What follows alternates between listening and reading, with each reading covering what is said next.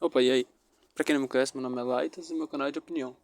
Talvez não tanto sobre opinião, um pouco mais sobre filosofia, ou comentários, se você achar melhor assim. Mas tudo bem. Bom, hoje eu tô aqui pra falar sobre a fase do Deco, uma das melhores fases dele, inclusive, a fase do Dark Deco, que ocorre após o Arco da Guerra. Toda essa fase, ela ocorre logo após o final da guerra, que é mais ou menos ali no capítulo 306, onde começa com o Deco nos vestígios. Ele está nos vestígios do Uniforal conversando ali com o pessoal sobre como ele vai proceder referente ao Shigaraki. Porque agora o Shigaraki está muito poderoso e não tem muito que ele possa estar fazendo pra estar simplesmente vencendo o Shigaraki. Ali ele, depois de toda uma conversa com os portadores anteriores e tal, eles decidem que vão salvar o Shigaraki, através do próprio Midoriya, que decide que ele, mesmo que ele queira derrotar o Shigaraki, ele também quer salvar ele. Então, todo esse arco ele começa com o Midoriya mais... O Midoriya ele realmente ele abandona o A, ele abandona a UA e decide que vai trabalhar solo, porque ele já sabe que o All For One tá atrás dele, o All For One já sabe que ele tem um One For All, e tá caçando o Deco agora. E pra não botar quem ele ama em perigo, o Deco decide deixar a escola. Tudo bem. Tudo bem, logo após o Deku deixar a UA, ele já encontra o muscular, causando um caos na cidade. Durante todo esse procedimento, que da luta dele contra o muscular, ele fica com essa ideia de querer salvar o muscular, ele não quer deixar que o muscular vire um vilão. Continue sendo um vilão no caso, e ele fica durante toda essa guerra com essa ideia de salvar. Só que durante a luta ele percebe que ele não tem o que fazer referente ao muscular, e ele acaba derrotando, ainda que com pesar na consciência. Ele percebe que nem todo mundo ali já é o ponto de mudança do Deco, que ele percebe que nem todo mundo consegue ser salvo apenas conversando. Ali ele percebe que não tem o que ele possa fazer contra o muscular. Ele tem que derrotar o muscular. Logo após isso, tem todo um desenvolvimento do Deco lutando contra vilões e tal. E chega num ponto importante, que é a luta dele contra a Nagan, a Lady Nagan. Pra mim, esse é o ponto mais importante da história, referente a esse arco do Dark Deco, porque é aí que tem a virada de chave do Deco. É quando ele percebe que, mesmo com a ideia de salvar, os vilões continuam sendo vilões. Durante a luta, ele luta com a Nagan. Pra quem não conhece, a Nagan era uma das funcionárias do governo que é especializada em cometer assassinatos por trás das cortinas. Ela é meio que o Hawks da vida. Então, durante todo esse procedimento da luta, durante toda a luta, o Midoriya fica um pouco receoso de bater nela, porque ele conhece ela, mas ele precisa derrotar. E no final da luta, ele acaba salvando a Nagan. Ele percebe que a Nagan, ainda que agora seja uma vilã, ela ainda tem um coração de um herói. Só que nesse momento que ela salva a Nagan, o All For One usa uma das individualidades que ele deu pra ela. E essa individualidade seria autodestruição. Ali, a Nagan quase morre. O Hulk salva ela. Na verdade, a gente não sabe se ela tá morta ainda, mas vamos relevar, isso é um fato. Mas o Hulk leva ela e o Midoriya fica full puto. Ali, naquele momento, é o ponto de mudança do Midoriya. Ele decide que ele vai destroçar o All For One. E tudo isso leva eles até a mansão ali. Aquela mansão vazia onde ele vai junto com alguns heróis e ele vai entrando na frente, full puto, porque ele descobriu que o Alfrone tava lá. Lá ele vê o vídeo do Alfrone. O vídeo do Alfrone zombando dele e o Alfrone simplesmente explode a mansão com ele dentro. A partir daí, desse capítulo pra frente, as coisas só pioram. O Midoriya, ele abandona o All Might porque ele não quer botar o All Might em perigo, ele lembra da visão do Nightshade que caso o All Might continuasse seguindo aquele caminho, o All Might seria morto. E esse é o ponto onde o Midoriya deixa o All Might para trás. Um pouco mais à frente, a gente tem mais algumas outras coisas que acontecem. No caso, a partir daí, o Midoriya full puto, ele tá lutando com o vilão sem misericórdia, ele só tá querendo acabar rápido, ele já tá começando a ficar exausto. Na verdade, já tava exausto, ele não tava parando nem pra dormir. ele começa a destroçar todo vilão que ele encontra pelo caminho, a ponto de ter um cara que ele quase quebra a coluna ali. E nessa parte a gente encontra o Ditador. O Ditador é um dos vilões que foram soltos da Tartarus pelo Alpha Run. E o Ditador, ele tem a individualidade de controlar as pessoas com quem ele fala. É bem parecido com o Shinsu, na verdade. A gente não é muito explicado sobre essa individualidade, mas imagino que seja algo mais ou menos assim. O ditador ele começa a dar ordem para civis. E os civis, que estão desesperados após o arco da guerra, eles não confiam nem nos heróis nem nos vilões, eles vão contra o Midoriya. E eles começam a pedir desculpa, tem toda uma parte meio emocionante assim, dos civis pedindo desculpa, falando para ele não atacar eles, que tal, que eles estão sendo controlados. E o Midoriya fala durante esse tempo que sabe que ele vai ajudar eles, tudo bem. E nesse momento, durante essa luta, a gente tem algumas cenas como o Midoriya a touca dele, né, a máscara, sendo puxada pelos vilões, mostrando aquele olhar triste, meio vazio dele. Durante isso, após isso, aparece ele meio que sendo sufocado pelas mãos dos civis. E de repente aparece o Bakugo. O Bakugo aparece após salvar o Midoriya. Ele derrota o vilão com um tiro só, aquele Ape Shot dele, aquele golpe dele que ele desenvolveu durante o arco de treinamento. E ele avisa pro pessoal da UA que eles encontraram. O próximo arco, o próximo mini arco, é um mini arco na verdade, a próxima parte desse arco é a parte do resgate, onde toda a UA, todos os alunos ali da 1A, todo mundo da UA, vai até o Midoriya, tentar convencer ele a voltar. E o Midoriya se recusa a voltar. Ele explica que ele agradece o gesto, na verdade, mas ele não quer voltar porque ele vai botar todo mundo em perigo. E fala que se for preciso ele vai lutar contra todo mundo da Wei. E aí começa um dos melhores capítulos, na minha opinião, durante esse arco, que é o Deku contra a 1A. Porque durante todo esse capítulo, acho que são 2, 3 capítulos mais ou menos de luta, durante todos esses 3 capítulos, o Midoriya se recusa a lutar. Ele tenta fugir o tempo inteiro. Ele não luta. Ele poderia sair dali, ele poderia dar uma surra em todo mundo e sair dali. Eu acredito que ele sairia bem danificado, levando em conta quão exausto ele estava. Mas não, ele só foge. Porque ele não quer machucar os amigos dele.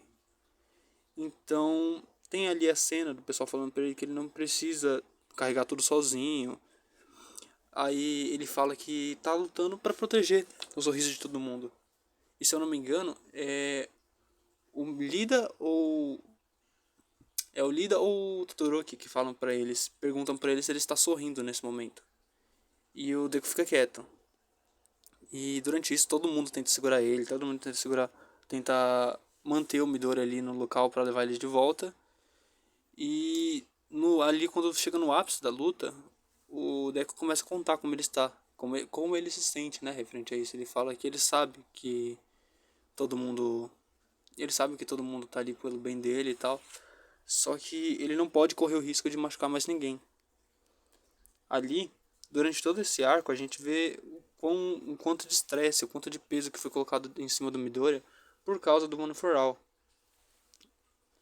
Ele carregar um legado desse é algo muito grande, ainda mais para um garoto de 17 anos ali, 16, 17, que é a idade média ali do Midoriya, se eu não me engano, no final do arco.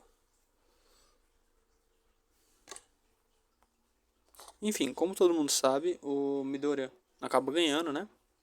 Não ganhando, né? O Midoriya acaba... Enfim, como acho que todo mundo que lê o mangá sabe, o Midoriya acaba desistindo e vai junto com a UA. Eles conseguem convencer eles, o pessoal da 1A, e eles vão voltar. Eles têm todo o momento ali da redenção do Katsuki, que inclusive é uma das melhores partes do mangá, que ele conta que ele foi extremamente cruel com o Midoriya durante todo o tempo que eles fizeram juntos. E ele explica que durante todo aquele momento, mesmo que ele fosse sempre o mais forte, ele sempre fosse sempre o melhor, o Midoriya estava sempre um passo à frente dele. Desde o início, desde que eles se conheceram. E ali o Bakugo, é ali que o Bakugo desperta a raiva dele do Midoriya. Porque ele sempre foi melhor que o Midoriya. Ele sempre foi o maior, o mais forte. Então como é que aquele cara podia estar na frente dele? O Katsuki, durante todo esse flashback, ele fala sobre como ele sentiu e tal, e pede desculpas pro Deku sobre tudo que ele agiu, toda a forma que ele agiu, e fala que nada que ele faça vai poder mudar o que eles sentiram, o que o Deku sentiu, ou o que eles passaram. Mas ele ainda assim pede desculpas pro Midoriya. E o Midoriya lembra do que ele falou logo no começo da luta, que eles não podiam acompanhar ele, como se ele fosse muito mais forte. E ele repete a frase: vocês não podem me acompanhar. Como eu pude ser tão cruel? E ali é o ponto onde todo o cansaço do Midoriya cai e ele não consegue mais se manter de pé. E o Bakugo segura ele e fala: relaxa, a gente vai cuidar disso. Aí a gente chega na parte final do arco, que é quando eles voltam para Iway.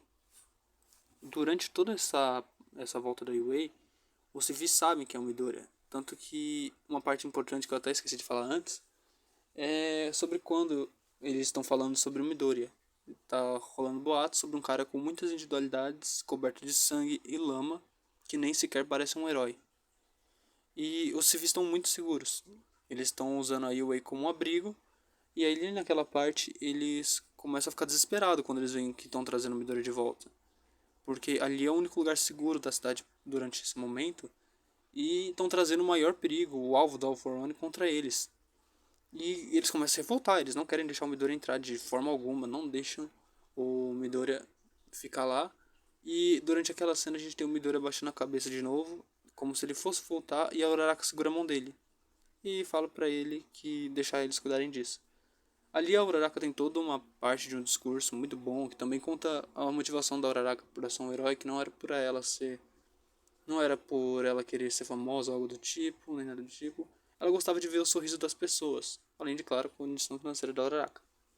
Enfim, ali a gente consegue ter, depois de muita conversa, a gente consegue convencer os civis a deixar o Midori entrar.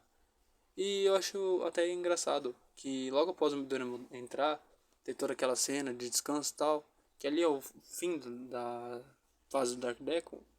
Um ponto legal de ressaltar é que o Bakugo não muda a forma que ele age com o Midoriya.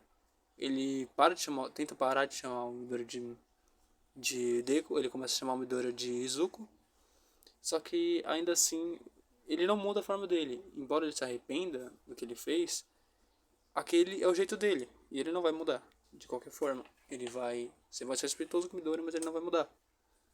Mas eu acho bem importante isso, que manteve a personalidade dele. Mas enfim, aí acaba o arco, o mini arco, né, do Dark Deku. Mas o ponto aqui não é o Midori em si, não seria o Bakugo e a redenção dele, e nem o Araraka, que eu também citei bastante aqui. O que eu quero falar sobre esse capítulo, sobre todo esse arco, é toda a quebra da personalidade do Midori que vem sendo construída desde o começo. Durante todo o anime, a gente tem todo o caminho do Midori para seguir sendo um herói.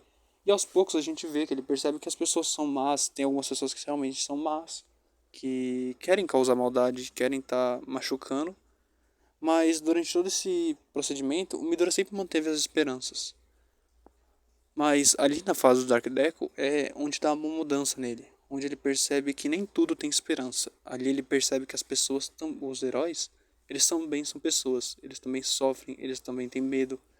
Principalmente naquela parte que começa a contar que alguns heróis, a maior parte deles, abandonaram o serviço e poucos foram os que restaram. O Midoriya, durante todo esse procedimento e tal, todo esse desenvolvimento dele, a gente tem a quebra da ilusão que ele vivia. Que os heróis iam sempre salvar todo mundo, os heróis eram perfeitos. Ele percebe que os heróis também são pessoas e os heróis também falham. E por causa disso, ele tem que ser aquele que não vai falhar. Ele tem que ser o novo pilar da paz. Ele tem que ser o novo All Might.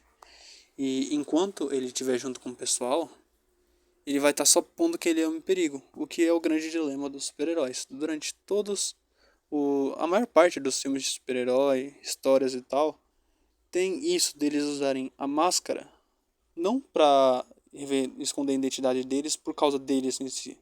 A maior parte do motivo dos heróis usarem máscaras é para eles estarem protegendo quem eles amam. Porque quando você vai atacar alguém, você não ataca a pessoa diretamente. Pelo menos não os vilões, normalmente. Eles vão direto em quem você ama, para te afetar mentalmente e depois acabar contigo. Por isso que o Midoriya deixa todo mundo para trás. Esse arco, ele é uma das melhores partes de Boku no Hero, na minha opinião, claro. Ele é meu arco preferido e é uma das melhores fases do Deku para a maior parte das pessoas que assistiram. Porque, não, a maior parte sim foi por causa de todo o fanservice do Deku sombrio, meio emo e tal. Mas eu não vou mentir, é algo que eu gosto muito. Mas durante esse processo de desenvolvimento do Midoriya, é legal ver que ainda que ele tivesse aquela esperança de salvar todo mundo, ele percebe que não dá pra salvar todo mundo. Ele ainda quer salvar o Shigaraki, mas não mais com aquela mentalidade. Não mais com aquela mentalidade de quem vai estar lá só pra salvar. O Shigaraki continua sendo vilão e ele ainda quer destruir o Shigaraki. Ele ainda quer acabar com o Shigaraki. No caso, o All For One que tá controlando o Shigaraki, né? Mas ele ainda quer salvar. Porque ele sabe que tem uma criança. Ele viu uma criança quando ele estava nos vestígios dentro do Shigaraki. Alguém que estava sendo manipulado. E ainda que ele mude completamente a partir daí, que nos próximos capítulos, todo o desenvolvimento, a gente vê que o Midoriya está diferente. Ele ainda carrega aquele olhar mais pesado, um olhar mais cansado. A personalidade dele está um pouco diferente, mudou bastante, na verdade, referente ao início do mangá. Mas durante todo esse processo, ele não deixou de ser um herói. Ele não deixou de ser aquele que vai estar lá para salvar. E esse é toda a fase do Dark Deku e essa queda de um herói e como novos heróis nascem das cinzas, né? Bom, esse foi o vídeo. Eu peço desculpas porque eu acredito que eu gaguejei em algumas partes, mas faz parte, né? Enfim, se você gostou, eu peço que deixe um comentário ou pelo menos para me ver o que eu posso melhorar, né? Para poder estar vendo o que eu posso melhorar. Se puderem se inscrever também, seria um ótimo ponto que eu gostaria. E espero ver vocês de novo. Até mais.